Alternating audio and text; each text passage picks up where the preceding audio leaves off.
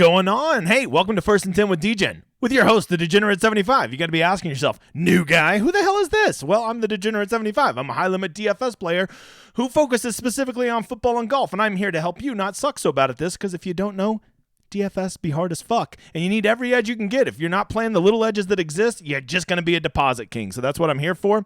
If you like the cut of my jib, I encourage you to come check out my schedule. The big guy does a lot of content, so come check it out if you like.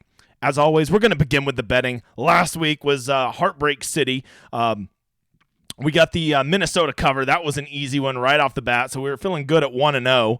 And then Georgia, I got them at 22, thank God, because they won by 22, so I got a push out of that disgusting-ass game. If you got it at 22.5, gross. You lost by a half a point.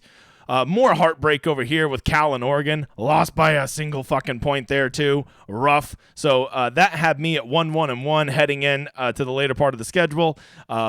Illinois easily covered against Nebraska, made us 2-1-1, and then my biggest bet, I told you, put all your money is on the Ole Miss, because A&M, little secret between you and me, they fucking suck. And so there you go. Another good week, 3-1-1. I guess if you didn't get that, if you got 22.5, you were 2-1-1 if you're tailing me. I'm still counting it as a win because my big bet hit again, so if you don't like it, deal with it, Bob.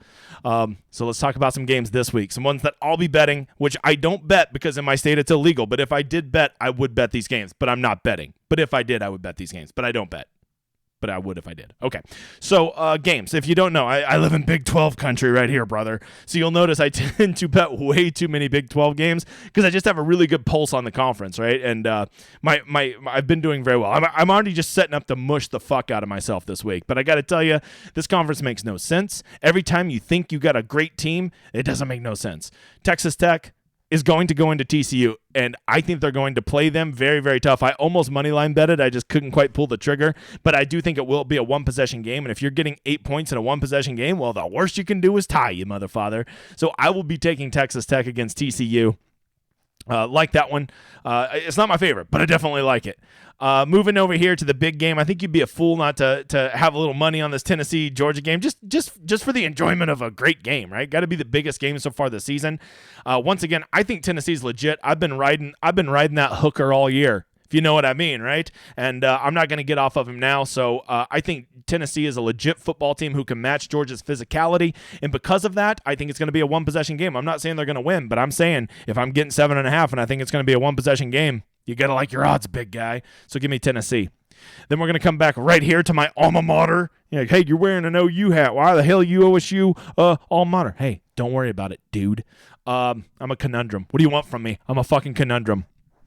So you've got Oklahoma State here. I like them to cover against Kansas. They just have better players. I know Kansas is kind of the feel-good story. They're at home. Oklahoma State's been skidding. I'm aware of all that stuff. But I'm also aware Oklahoma State has this one thing called it's about the Jimmies and the Joes, not the X's and the O's. And Oklahoma State has definitively better players than Kansas. So because of that, I will take Oklahoma State. Sticking in the Big 12, if you don't know, my whole philosophy is I always bet against A&M because they fucking suck. Well, let me go ahead and tell you another little secret. Always bet against Texas because they'll always let you down, right? They're the super hot chick that you had a crush on, right? And then you finally get to go on a date with her, and it's the worst date ever. That's what Texas is. They look like $1 million every year, and then you take them out and you realize, oh, this bitch be skanky. So that's Texas. Always bet against them whenever it's a close line, especially when they're favored at K-State, who is traditionally own the hell out of Texas. Give me all the K-State. Give it all to me. Nom, nom, nom, nom, nom. Over here, Auburn, Mississippi State. If you don't know, Auburn's coach Brian Harsin just got fired this week. You might think that they're going to rally around and win one for the Gipper or what the hell ever. But Mississippi State's just a really good football team. They take care of the ball. They play good defense, and they can run and pass it. They're going to beat the brakes. Auburn's going to come out and play tough for like a quarter, and then they're going to fold like a cheap lawn chair. And then lastly, FSU, Miami. I actually have been surprised that FSU has a pulse this year. But I got to tell you, more than anything, I'm just betting that Miami sucks. They haven't let me down all year, have they? Because they suck. So give me the Florida State. That's all I'm betting this week. I'm back up to a 6-game slate. I have not lost for 5 straight weeks at betting college football. I don't bet college football, but if I did, I would not have lost for 5 straight weeks. If you're tailing my bets, go back and watch them. I post this every Friday, so you'll know if I'm lying. Go check it out, you motherfather. I encourage you to. Hey, let's switch over to DFS. I know that's why a lot of you are here. That stands for Daily Fantasy Sports. If you don't know, I have a Discord, and over on my Discord, my dude Ice Dog won the big, what was that, Wednesday night, he won the main GPP for 10 grand, right? Look at this guy just winning it. With a single bullet, that motherfucker did it, right? And by the way, he did it using the Rosetta Stone. If you don't know about my Rosetta Stone, it's probably the thing I'm the most proud of. I make this for all the members of my Discord over there because I know all of you aren't a bunch of sweaty, hardo bastards like I am that can just sit around the computer all day and be like, oh, who's going to be playing today? But I can do that. And so what I do is I make this for them, telling them who's a good cash play, who's a good GPP play, high upsides, and then who are the guys that you should just be looking at. Because when you go look at college football on DFS, there's like 9 million guys that you can pick to play. And it's really hard to sort through them. So I just make this for them, tell them the games to focus on, who's going to be owned, all the stuff you need to know, make a competent lineup. And my man Ice Dog, he sure as hell made a competent lineup. If you don't know, the first place you're throwing your money away is contest selection, okay? This is what you're going to do. You're going to go throw 3-4 lineups in this contest tomorrow, the big $200,000, because you're going to win $50,000. No, you're not. So don't play in it. If you're playing in this tournament, you only have my blessing to play in this tournament if you're playing at least 25 lineups. At least if you're not playing 25, it's silly because there's a lot of dudes that are going to max enter this for 150. Now you have guys that are super sharp with the best plays entering somewhere like if you're doing 5 lineups, they're going to enter 30 times more lineups than you. That's just a very negative EV play. Plus, first place is a quarter of the entire prize pool. You hit a nuts lineup and you get 10th place. Congratulations, you get $750 or 167th the first. Get the fuck out of here with that. Get out of here. I've got DraftKings ear. They're learning about me, and I'm getting to where they're going to start doing like a $20 20 max. I'm in their ear, trust me, because that's where you want to be. You want to be in tournaments where you're entering the same number of lineups as everybody else. So go check out this $4 20 max. Yes, first place is only $3,000, but like who you kidding? If you win $3,000, you're going to be dancing in the streets naked. And there's only 8,900 entries, and you get to put 20 lineups in it so you can build a nice core. You actually have a chance to win this one, right? You're not going to win the other one entering your 5 sloppy lineups. So don't do it, Bob. Look for these single entries. Look for these 3 maxes. Look for these 20 maxes, okay? If you really want to put a lot of money into college football, you shouldn't be putting it into this. You should be putting it into cash game. But that's going to be my little secret with my Discord. So that's what you get from there. Hey, while you're here, I'm almost at 5,000 followers between YouTube and Twitter. I think I'm going to get there tonight or tomorrow. So if you go drop a like and a sub, it'd really help the big guy out. I'm going to be doing multiple $100 giveaways sponsored by another guy who won a shit ton of money at DraftKings and wanted to help out the cause. So go do that for the big guy. Let's talk about the slate tonight. As you can see, here's the Rosetta Stone. This is the public one. I don't color it all up and make it pretty, but I am nice, and I do give you all the targets, receptions, and plays per game that they play, and I do it for all of the games on DraftKings. Yes, I'll do it for FanDuel, but once again, that's only for the homies over on the Discord, right? This is what theirs looks like, right? This is the one from last week. Much prettier, right? A lot more information there. You get the slapdick version, but hey, it's free, and there's no ads on here, so you fucking take it and you like it, you motherfather. All right, this UK-Missouri game, very interesting game. I wouldn't mind watching it, but as far as it goes for DFS, how about a hell fucking no? That's what I say to this game. Get out of here. If I'm going to play any pieces of this game, I'm probably going to look at the UK pieces because at least they have pretty concentrated usage over there. Chris Rodriguez would probably be a nice one. There's nothing wrong with 23 touches a game at 6,800, so I think he's got to be a live play. But generally speaking, you want to stay away from these games with lower totals because lower totals usually equals fewer plays usually equals fewer points, and of course, a lower total equals fewer touchdowns. And if you don't know, touchdowns add up pretty quick, Bob. Yeah, let's check the math. Yeah, it does. Moving over to this next game, I actually think this is one of the sneakier games on the slate here. A&M last week, for as bad as they suck, and part of the reason I'm not betting against them this week is I think they actually have a functional offense, like for the first time in like 26 years. This Connor Wegman as a true freshman is legit. And when they now actually have a legit passing game and they get their 5-star Evan Stewart and they've got Muhammad has been really coming on. And then they've always had Devin Achane, who is awesome. This offense all of a sudden seems very, very reasonable. Like someone you could actually use, someone you could even stack. So I think this is a very favorable offense with a 30-point total, and more importantly, playing against Florida, a team that can push it, because if you don't know, Anthony Richardson will get you 40 points tomorrow, will get you 0. This is a tremendous game to target in a GPP to really stack up on. Go run Richardson and one of his wide receivers, run it back with Achane and maybe one of the receivers from A&M, and I think this game could go ham, and nobody's going to be stacking that game. And if that game ends up being 42-38, you could have the nuts game. Now, on the flip side of that, you want the game everybody's going to be playing? Texas Tech and TCU. Both these teams are fast. Both these teams are efficient. Both of these teams have quarterbacks that can run and chunk it down the field. They're explosive. This has everything you want in a college football game, right? A high total, a competitive script, functional quarterbacks, good offenses, questionable defenses. This is a nuts game. But the reason you should be a little leery of this game is simple. Texas Tech is not so easy to predict where their usage is going to go. As you could tell, I could probably put 12 receivers on here, and I still wouldn't know who to tell you who to play, right? None of these guys are getting tons of targets. Even Price, who gets the most at 7, you never even know if he's going to play week to week or if he's going to get banged up in the first quarter because they call that guy Mr. Glass. Brian Morton, he is the freshman quarterback. He's come in. He's looked hot. However, if he does get off to a slow start, they might go back to their old boys. The running backs, they just too much of a timeshare for me. Over on the other side, TCU is a little bit different. Max Duggan is amazing. Dude runs like Forrest Gump and chunks the ball down the field, has very good receivers. Only thing you got to worry about is like they do tend to spread the love. Kendre Miller seems like he would be a smash play, but he's not a bell cow, right? He gets about 65% of the work, but they do give 35% of the work to the other guys. If I'm paying that much for a running back, I'm just going to go get a true bell cow. That's what I'm going to do. And that ain't Kendre Miller. You really rely on efficiency with him, so I don't like that. Nevertheless, this is a great game to get some pieces of, especially in GPPs, because there's just some really huge upsides here.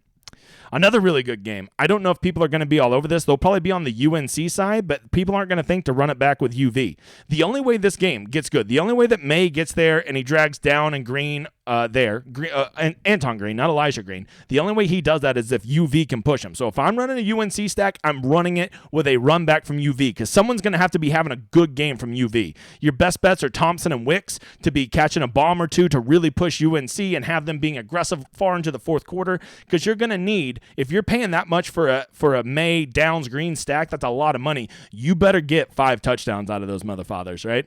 So and that's 5 from May throwing to those 2 guys, right? So that's a lot. And the only way that's probably going to get there is if UV's pushing them. So be aware of that. Games like this Minnesota-Nebraska game, when you see these low totals and a pretty big margin in the spread, you got to be very leery of that because there's blowout potential and there's just like slog potential. And if you don't know what a slog is, that's just where the teams aren't moving very much or scoring very much. And those aren't games you want to be a piece of. However, if there is a part of those games you do want, the one piece you can usually get is a running back, and I don't know how you don't love Ibrahim getting his 25 touches a game. Oh, and he's efficient. Oh, and they're a 16-point favorite. Yeah, sign my big ass up for that. Moving on, the highest total on the slate, I'm almost sure, is the Ohio State Buckeyes, and they have a 47-point total. However, it's never that easy, Bob. First thing is they're a ginormous favorite. So blowout potential midway through the third quarter, they're going to be pulling all their studs or, just running the ball, right? And you're like, well, I'll just play their running backs. Well, which one are you going to play? You going to play Mayan or are you going to play Henderson? Because at those price tags, I only want a bell cow, and those guys seem to split it about 50-50. So that makes it really hard to love either of those guys, even in a favorable script, because when they're up 42-3 in the third quarter, they're both coming the fuck out of the game. CJ Stroud seems awesome here. He'll probably throw for 300 yards. He'll probably throw for 4 or 5 touchdowns. Problem is he has a plethora of great receiving options. And yes, midway through the third quarter, you're going to be like, he won the GPP, but then when he doesn't score any more points, nor do his receivers because they're pulling him out of the game, you're probably not going to get there. Then some other game's going to go off and come back and catch CJ Stroud's big numbers to whatever receivers you stacked him with, right? So in some miracle that Northwestern can push him or Ohio State decides, hey, we just want to score 56 today, then they become appealing. But I never really like to play guys that have a limited ceiling simply because it's going to be a blowout. And we know this game's almost certainly going to be a blowout. Move over here to Tulane and Tulsa, or Tull and Tull. This game has a nice total. 32 points from Tulane. Pratt is a very serviceable quarterback. Spears has done me very well. They are starting to price him up over on DraftKings. That makes him less appealing. Problem with Pratt, he's not an easy quarterback to stack. As you can see, none of his receivers get any love, so that's tough. Flipping it over from Tulsa, Braylon Braxton's very affordable. If you think that they're going to put up 28 points, he can probably easily pay that off in a cash lineup or something like that. And he does have some usage monster receivers in Stokes and Santana, right? So that's a game to look out for. Probably, it might be because I'm wearing the hat, but I'm just telling you, man, this Baylor OU game, people aren't going to want to play it because, well, no one ever wants to play OU guys because, well, Eric Gray's kind of in a timeshare, but he has been really establishing himself as running back one, especially with majors coming out. Now they just have Barnes, the freshman, backing him up. So he's been playing more like 75% of the snaps as opposed to the 60 he was playing earlier in the year. Dylan Gabriel is finally down to the 7,000s, which is kind of where he needs to be because he doesn't offer that huge rushing upside that a lot of the $8,000 quarterbacks do. But man, at home, you could easily see 300 yards and 4 touchdowns from him. But I will say this, the biggest problem with Gabriel is he's very hard to stack. OU spreads the ball around a lot. They do have one alpha in Marvin Mims, but if you didn't see the last time he was out there, he had like 3 drops in the game. So you got to wonder if he's got the yips right now or something's in his head. But this is a very sneaky shootout game right here because OU's offense has started to really come to life ever since Gabriel came back from the injury. And Baylor's probably just going to be more physical and run the ball right down OU's throat, which should make Richard Reese very appealing. This one, I think this one's scary, right? This Tennessee-Georgia game. First of all, the totals are there, but sometimes in these big total games, sometimes they shoot out, but sometimes they just turn into defensive slogs, right? And so there's the concern about that. The good news is Hendon Hooker is almost matchup proof, right? Rather they get ahead, well, if they get ahead, he's going to probably be doing well. If they're behind, he's probably going to get all the opportunities in the world to still have a good game, right? So Hendon Hooker seems almost bulletproof in this game to have a nice, solid game. Tillman is back for Tennessee, so that makes stacking Hyatt not so obvious. You might actually be able to go stack Tillman and get a little more creative, or maybe you just believe Hyatt has established himself as the true number one receiver there, saying he's probably on pace to win the Blitnikoff. There always is the worry that Wright and Small are going to vulture all the touchdowns from Tennessee, which pissed me off because those two guys have a nose for the end zone. Bringing it back for Georgia, I think Stetson Bennett in a game like this, the Georgia hardly ever gets pushed where they have to be aggressive on offense, but the games where they are aggressive on offense, Stetson Bennett has never been a letdown. So I think he is very viable in GPP. I think he is very viable in cash, but outside of stacking him with Brock, you just can't feel great. Yeah, McConkey has kind of become the number one receiver, but 6,100 is not cheap, and I don't know if I really want to pay 6,100 for a guy that only gets 6 targets a game. So I don't know if I love that one for old Stetson Bennett there. And then you know how the Georgia running backs are. What do they rotate 47 guys in there? But at least Kenny McIntosh is the leader. We can say that, right? Oregon. Did I lie? Oh, I did. Oregon has the biggest total on the slate, not Ohio State. And Oregon, Bo Nix is unbelievable. The guy's got to be averaging 40 DK points a week. He's incredible. Not the easiest guy to stack because he passes the ball around to everybody. And all that same shit I said about Ohio State, I will say about Oregon. And that their upside is limited because this game is probably going to be 48 to 10 in the third quarter, and Oregon's going to pull all their guys. And you're probably saying to yourself, well, if it's 48 to 10, Bo Nix probably has 5 touchdowns. He probably does, but he probably is not going to get any more. So, and at 9,600, you basically need 5 touchdowns and 300 yards and about 50 rushing yards from him to pay that price tag off in a GPP. I'm not saying he's a no-go. I'm just saying you really got to be worried that what's his upside, because Colorado, I just can't see Colorado pushing Oregon here. They are real bad. That Buffalo that comes out on the field before the game needs to just run over that coaching staff. That's what that'd be the best thing that ever happened to that school. All right, over here to the Cowboys in Kansas. It does appear though our boy Jalen Daniels for Kansas is back, who was an early Heisman hopeful and was tearing it up. When he's back, that offense, other than the first half of TCU, has been electric all year. He has good-sized receivers. They have a decent running game. And Oklahoma State has been, they just got Swiss cheesed by Kansas State last week for like 48 points. Games like this, you got to love a Spencer Sanders bring back because Spencer Sanders can get it done with his legs. Shootout games, the guy has 50-point upside anytime he's out there. Dominic Richardson's all the way back to 6,000, but that's mainly because he's been out with injury. If he's going to be back and going to be the bell cow, you got to really like him at $6,000 to run back. This could be a very, very, very sneaky game to shoot out, like a 42-38 type game, and everybody gets there in this game. A game that appeals to me a lot less is Syracuse and Pitt. Low total. Both teams play really good defense. Both teams play very slow. But the one positive I can say about these teams is they do tend to have pretty concentrated usage. Tucker is a usage monster. As you can see, getting 22 touches a game. It seems like every fucking pass they throw goes to Gatson. Schrader is a pretty efficient quarterback and is always fairly priced over on DraftKings. For Pittsburgh, you got to love Abadakanda.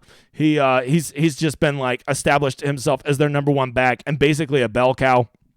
So even though these totals aren't super high for team totals, you got to love that at least you know who's going to score the points in this game. And if this game somehow does shoot out, guys like Tucker, Gatson, Abaconda, Wayne, they start to become true alpha plays. Penn State, Indiana, it sucks. They're just not as good as they've been in the past. They're missing Camper. They're missing Shivers. They're missing all kinds of guys. They're just not who they were.